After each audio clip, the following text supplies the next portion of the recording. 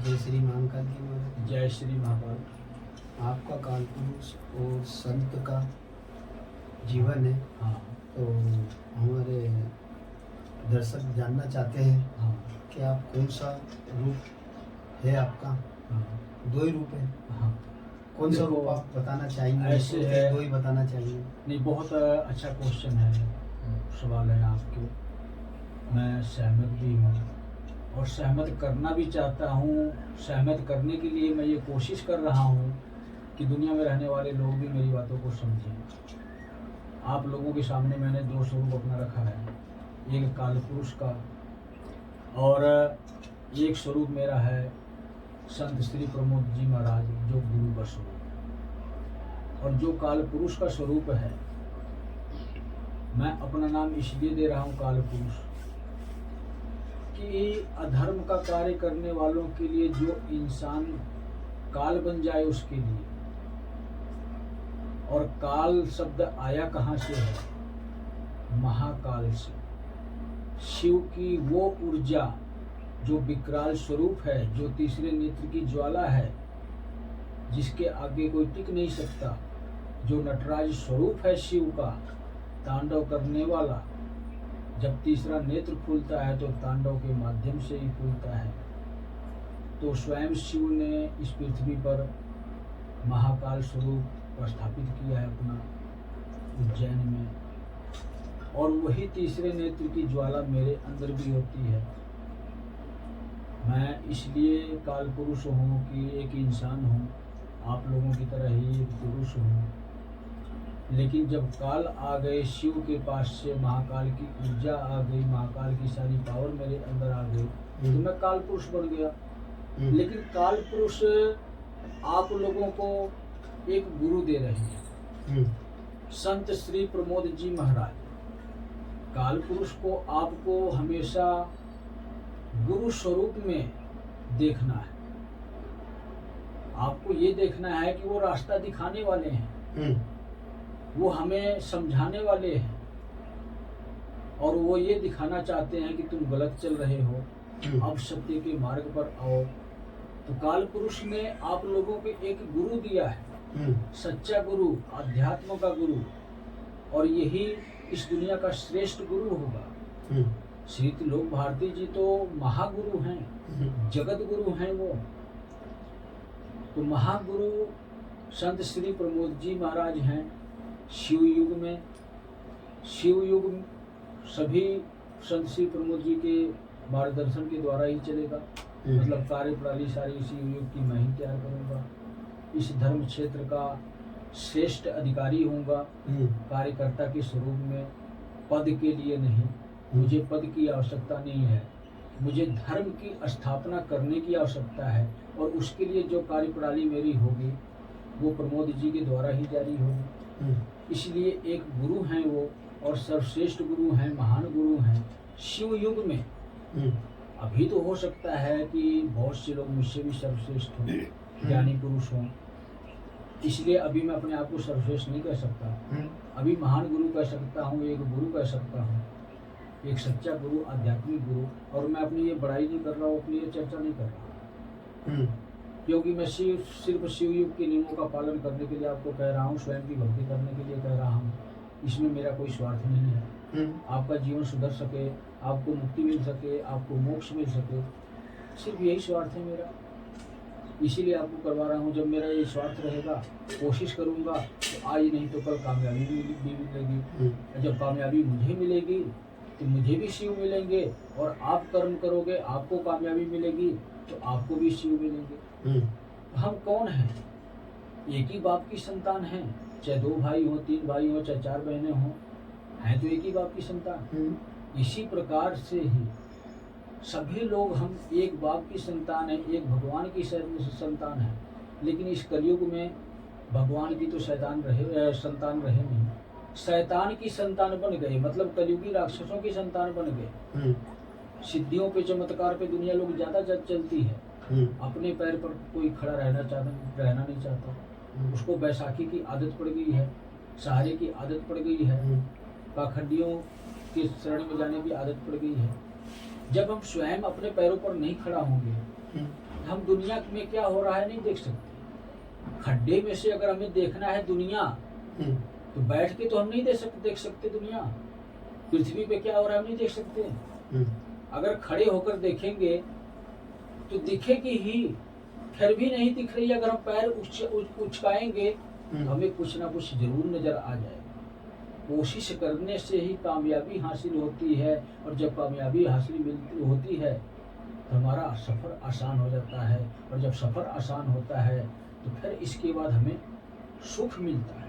और जब सुख मिलता है तब ही भगवान मिलते हैं। लेकिन सुख को पाने का रास्ता सिर्फ हमारा गलत है।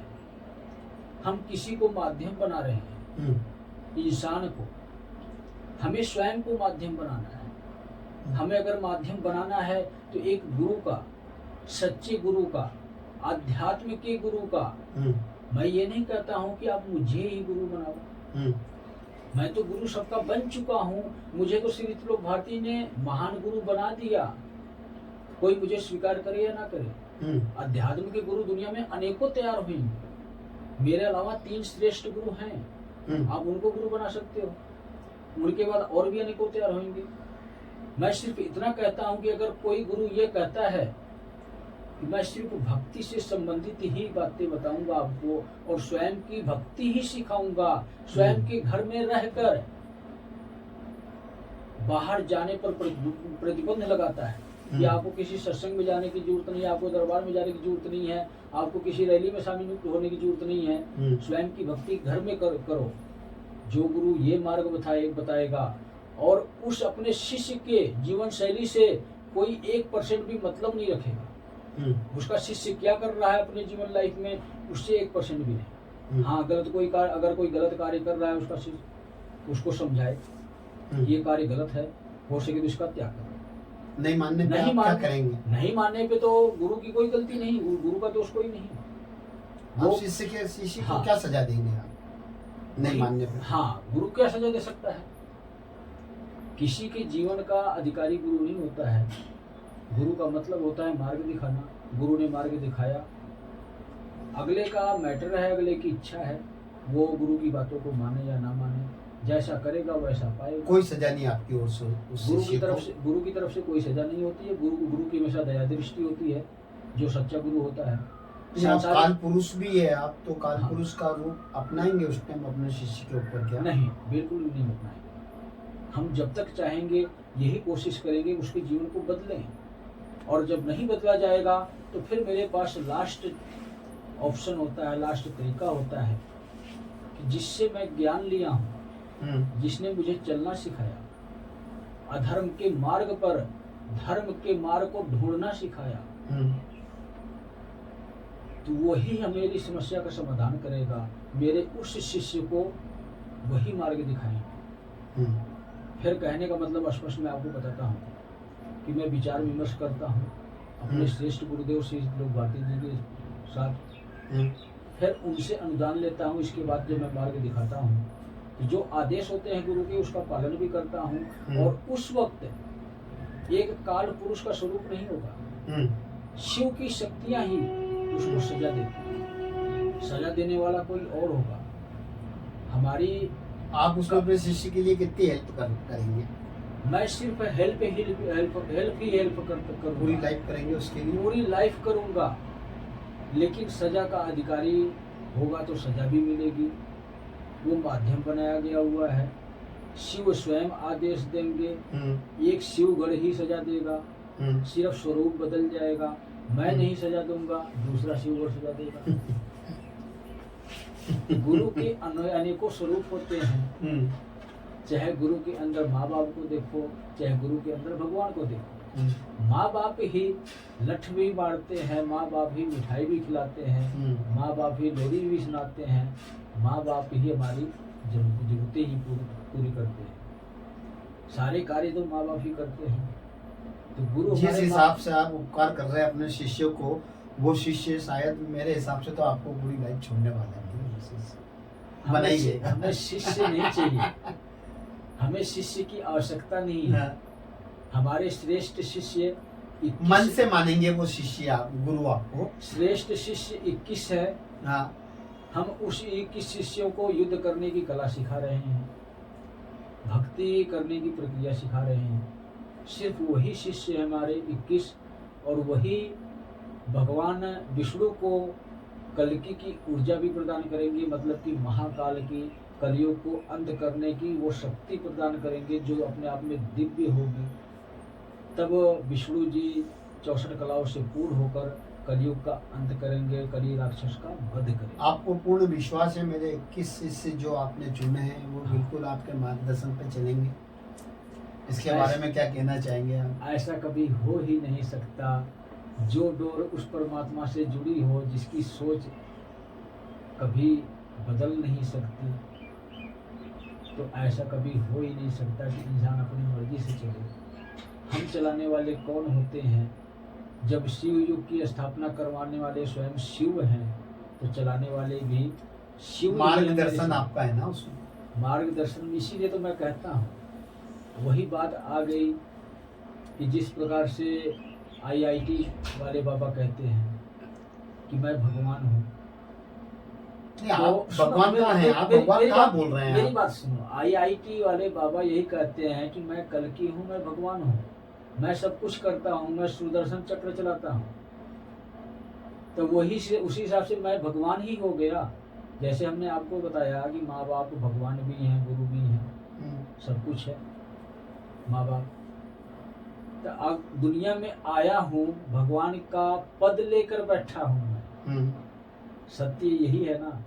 शिव तो नहीं आए, अपनी शक्ति, अपना कहते हैं ना कि अपना अनुशासन चलाना, सब कुछ करवा रहे हैं मेरे माध्यम से। करने वाला मैं हूँ, पृथ्वी पे मैं हूँ, तो भगवान भी मैं ही हूँ, लेकिन यही तक हूँ, पृथ्वी तक ही। ये भगवान है, उस भगवान तक नहीं पहुँचाए।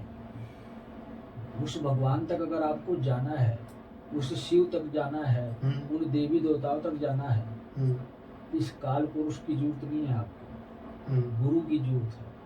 संत श्री प्रमोद जी महाराज, जिसके अंदर सारे भगवान को देख सकते हैं, माँ बाप को भी देख सकते हैं, भगवान को भी देख सकते हैं। तो गुरु में ही सब कुछ मिलता है, इसीलिए मिलता है। लेकिन असली गुरु रहे नहीं, नकली गुरु अपने दिमाग पर मुहर लगा चुके हैं कलयुग का। आखिरी सवाल है मेरा आपसे, गुरु पूर्णिमा के दिन आपके किसी शिष्य क्या आपके पास यहाँ आए थे? सभी लोग अपने अपने जगह पर काम कर रहे थे, सबका कार्य स्पेशल दिया हुआ था। जिस प्रकार से एक शिष्य हैं कैथल के, उनको भी कार्य दिया गया था, सीट बुक करवाओ और सीट को खाली छोड़ो, जिसमें श्री लोक भारती जी हमारे श्रेष्ठ गुरुदेव, महान गुरुदेव, जगत गुरुदेव, वो महाकाल को लेने के लिए जा सकते। इस प्रकार से घर रहकर भी लोग भक्ति कर रहे थे। वो आए या ना आए, आध्यात्म की दुनिया ही होती है हमारी सोच से परे। जब हम अध्यात्म में प्रवेश करते हैं तो इस दुनिया से अलग ही दृश्य देखते हैं, उस दुनिया का विचरण करते हैं जहाँ पर हम कभी सोच नहीं सकते थे कि हम यहाँ पर कभी आ सकते हैं। इसी प्रकार बिना आए और बिना गए ना ही शिष्य को आने की आवश्यकता पड़ती है हमारे पास, ना ही मुझे जाने की आवश्यकता पड़ती है किसी के पास। कार्य हमारे चलते रहते हैं जब भगवान नहीं दिखाई देते हैं। इस कलयुग में भी कोई शैतान नहीं दिखाई देता। सुनो, आप बात सुनो मेरी, आप बात पूरी होने दो। तो शैतान नहीं दिखाई देंगे तो कहने का मतलब मेरा ये है कि ना ही भूत प्रेत राक्षस दिखाई देगा, ना ही कलयुग दिखाई देगा। दिखाई देगा तो क्या दिखाई देगा? कलयुगी इंसान। उस इंसान के अंदर भूत भी मिलेंगे, प्रेत भी मिलेंगे, राक्षस भी मिलेंगे, क्योंकि जितने लोग इस कलयुग में मर रहे हैं किसी की मुक्ति नहीं हो पा रही। कुछ ही शेष लोग बचे हैं जिनकी मुक्ति होती है या मोक्ष होता है, नहीं तो ज़्यादा से ज़्यादा समझ लो 98-99% लोगों में मुक्ति नहीं हो रही है। सब मरने के बाद शरीर को त्याग रहे हैं। नवे जन्म में जन्म होते ही तुरंत साथ के साथ उसके शरीर में तुरंत प्रवेश कर जा रहे हैं, पिछले भी अगले भी इकट्ठे होते चले जा रहे हैं। तो इसीलिए अदृश्य शक्तियों की लड़ाई है, और इसमें सिखाने के लिए शिष्यों के पास जब मैं जाता हूँ तो मुझे शरीर के साथ जाने की आवश्यकता नहीं है।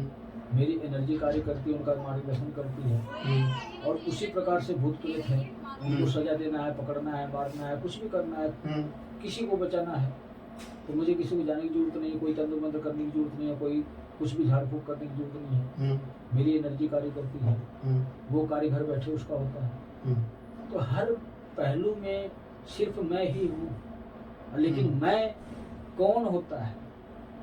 मैं अहंकार होता है, अहंकार होता है मैं।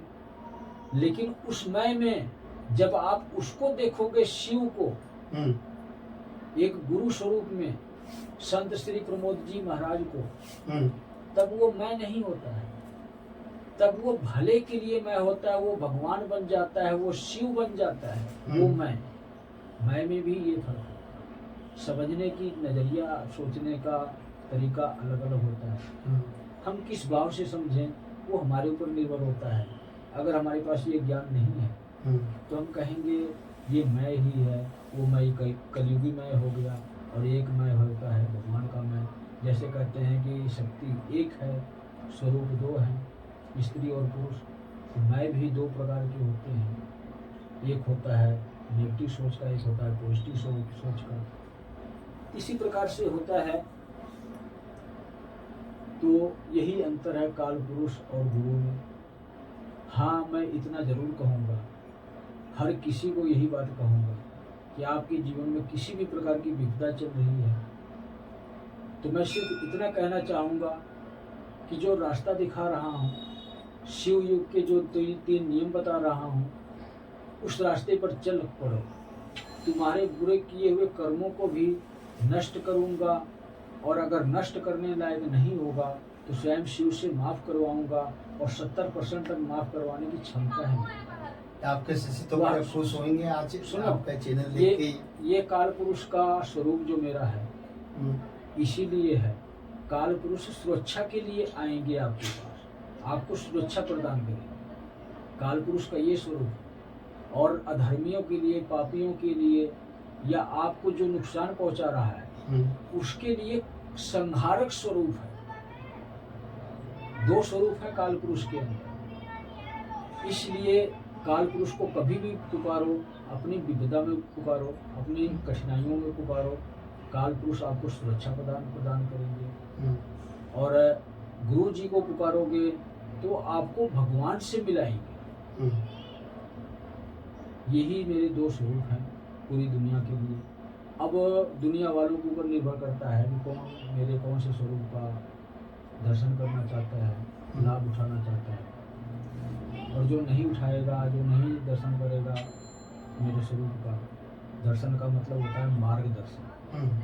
मेरे स्वरूप को देखकर सीख लेना। हम भगवान को देखते हैं तो ध्यान में जाते हैं। इसी प्रकार मेरे स्वरूप को देखकर जब ध्यान से देखोगे मेरा स्वरूप क्या है तो समझ में आ जाएगा। जब ध्यान में ही नहीं जाओगे तो भगवान कहाँ से मिलेंगे? वही बात आ गई। हम मूर्ति के पास आँख देखने से, आँखों से देख लिया, दृश्य मूर्ति देख का स्वरूप देख लिया तो कोई फायदा नहीं। हम मन के भाव से नाम लेते हैं, प्रणाम करते हैं, 5-10 मिनट हमें समय मिलता है तो कहीं भी किसी भी जगह पर बैठकर उनका ध्यान करते हैं, क्षमा याचना करते हैं अपने किए हुए कर्मों का, पल पल उनको याद करते हैं। वो ध्यान में वो बदल में जाता है। जब ध्यान में जाते हैं तो भगवान मिलते हैं। उसी प्रकार से जब ध्यान से देखोगे, अंदर की आंखों से देखोगे तो मेरे अंदर गुरु के भी स्वरूप आपको नजर आएंगे, काल पुरुष के भी स्वरूप नजर आएंगे, और आपका ही फायदा है। और नफरत भरी निगाहों से देखोगे तो जब काल पुरुष को नफरत होती है तो दुनिया में हाहाकार मचा देता है, अधर्मियों को मिटा देता है। अब वो समय आ रहा है, लेकिन 3 चरण में युग परिवर्तन होगा। सब कुछ आप लोगों की आंखों के सामने होगा। जो जैसा होगा उसके साथ वैसा।